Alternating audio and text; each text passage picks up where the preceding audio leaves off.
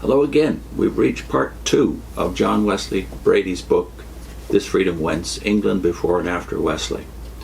This part he entitles A People Finds Its Soul. Chapter 6, The Emergence of a Prophet. He starts with the poet John Masefield in his poem The Everlasting Mercy. I knew that Christ had given me birth to brother all the souls on earth.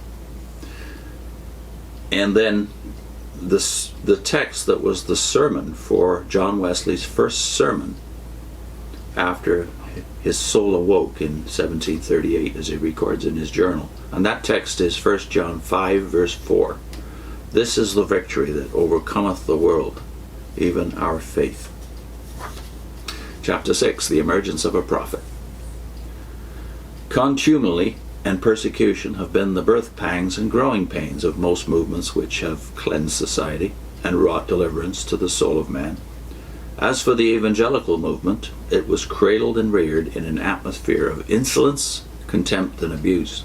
Yet the day was to dawn when the descendants of those who maligned it would acclaim it, the moral salvation of the British Empire and the guiding star of the New World.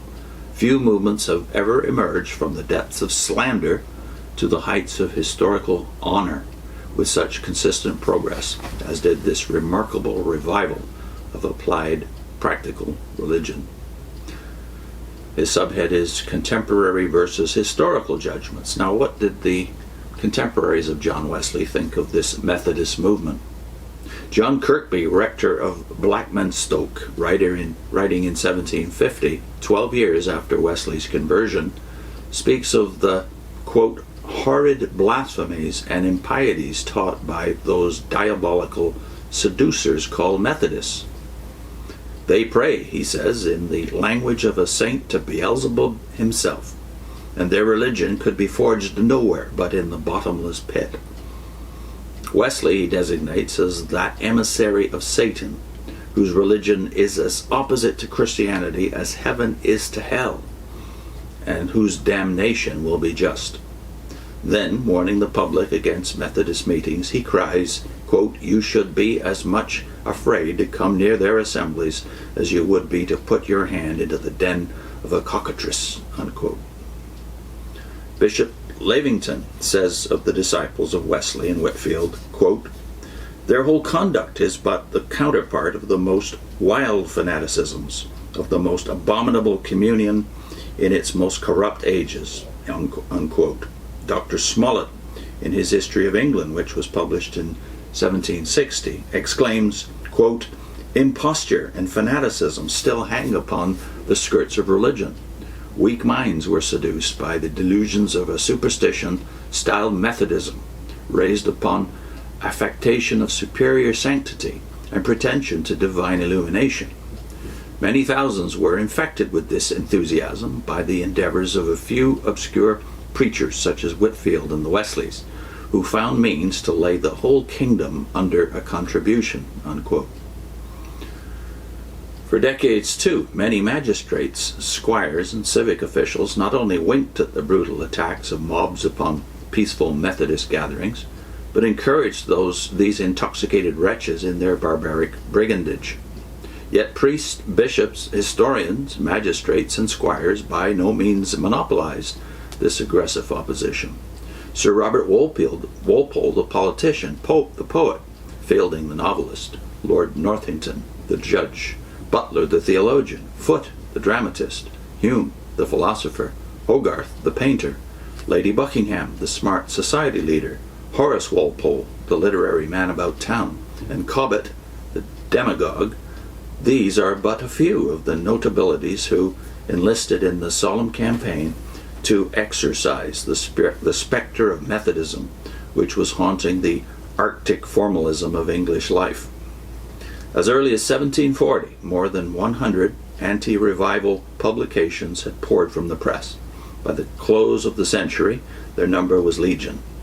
Certain of their titles are as amusing as their contents are revealing.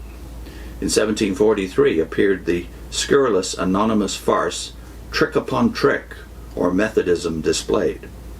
The worthy Dr. Faustus in 1757 published a dozen reasons why the sect of conjurers called fortune tellers should have at least as much liberty to exercise their abominable art as is now granted to Methodists, Moravians, and other sorts of conjurers. In 1758 came Die and Be Damned, which was anonymous, the title being designed to appeal to gentlemen. S. Rowe in Enthusiasm Detected and Defeated, that was published in 1768, charitably proposed legislative power to cut out the tongues of field preachers. And the author of The Jesuit Detected in 1769 could still prove that Wesley was a plotting papist. The Serpent and the Fox in 1777 by Auscultator bore the luminous subtitle An Interview Between Old Nick and Old John, while Bishop Challoner's caveat against the Methodists in 1787 was one among scores of attacks in an episcopal succession. Even the High Church historian J.H. Overton points out that, quote, among the numerous bishops' charges from 1740 to the end of the century, there are few in which some blow is not aimed at the Methodists. I'll link to the playlist. Going back to the beginning, the similar attacks were made, of course, against the Puritans after the re-emergence of the monarchy in the 1760s and 70s. I should say the 1660s and 70s. The scurrilous attacks upon the descendants of the Puritans were non-stop until their influence was virtually nil.